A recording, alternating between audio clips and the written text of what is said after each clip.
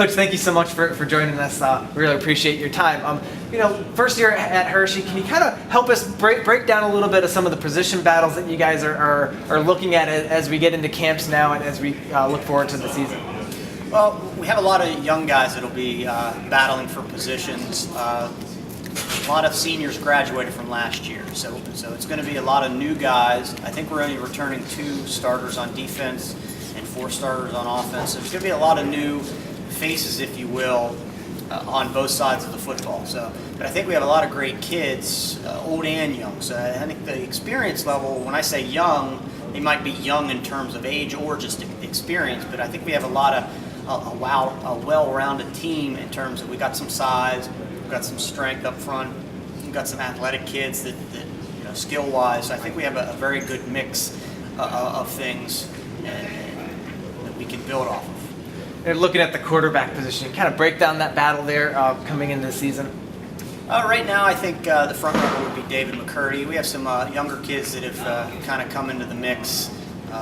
Ryan Norino and Grant Santangelo. They've also been working very hard, getting better each week. Like I said before, we have a completely new offense going in, so they got to know everything. Yeah. They basically got to know everything that I know about each play. They got to know everybody. If you're the left tackle, you need to know what the left tackle's doing. So the quarterback has to be the general on the field and know where everybody's supposed to be, and if they're not, get them in the right spot. So that is a very important position, and they've been adjusting very well to the new terminology, the new schemes, and that kind of stuff. So I think they're progressing very well.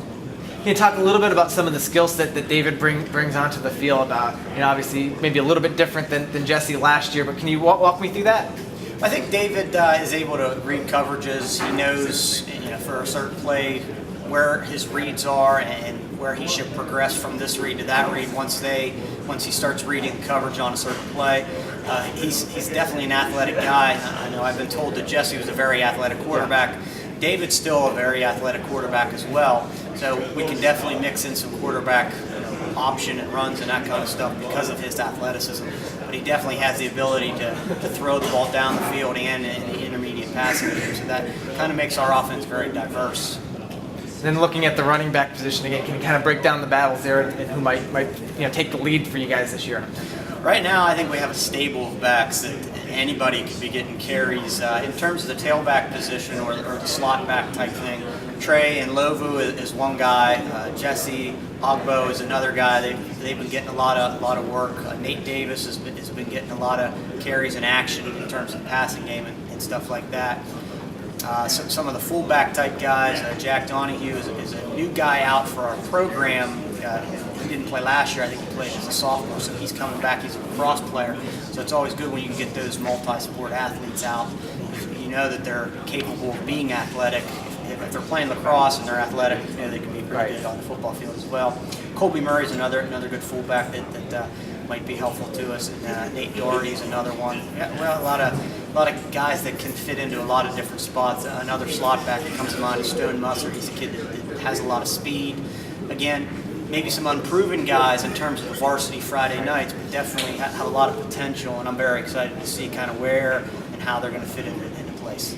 Flipping onto the other side of the ball, can you kind of just break down some of the things on defense? Where are their position battles? Where are you guys looking to kind of fill in gaps from folks that might have graduated or folks that you're looking to step up into the positions? Well, I think linebacker I think we lost all the linebackers from last year, but we have a lot of guys that could possibly be starting at linebacker this year. Drew Lloyd, Andrew Schwennick, a lot of different guys competing. Nate Doherty, Jack Donahue, some of the guys I mentioned, fullback Colby Murray, a lot of those guys, Eric Sullivan. There's a lot of guys that can be competing for those starting positions. So it's nice to have that competition going on because they're athletic and tough and strong at the same time. So that's great to have at linebacker. I think corner is another place where we have a lot of depth. Maybe not experience in terms. We have a lot of athletic kids that might be able to help us. Austin Paxton, Elijah McNelly, Zacharias Miller. So we have some other guys in the fold there that are definitely coming along. Matt Langdon, he's also going to be a major contributor for us. It's just a matter of figuring out who fits where and at what times, and then how many guys are going to be going both ways. You don't make that determination obviously right now. It's Right. something you decide on based on personnel and that Right. kind of stuff. So. Right. What's one question maybe that's in your mind right now as we head into camps going August 11th forward? What's one question you're hoping to have answered by the time you get to the end of camp? I want to see how physical we're going to be, because obviously that's something you can't do in the summer. You can't be physically tackling, you can't be physically blocking, except for maybe a little shield work, but you're still not full live with that kind of stuff. So those are some unanswered questions. Are we going to rise to that occasion? Are we going to be strong tacklers? That's stuff we got to work on. We will be working on during camp. Something that will be stressed, because through the summer you can kind of work on drills and at the athletic part of it you can kind of go through, but the physicality of it, Yeah. something you can't know until you get the full gear on and go. Question, I know, and it's early too, but what's one thing this team has to do to get to the playoffs in 2014? Big key for you guys this year. What is it? I think it's just get better every week. Being that a new coach coming in, some new things happening, that there's going to be a learning curve. There's going to be some things that you might not be doing week 1 that you need to be just keep building up through week 2, 3, 4, 5, all the way through.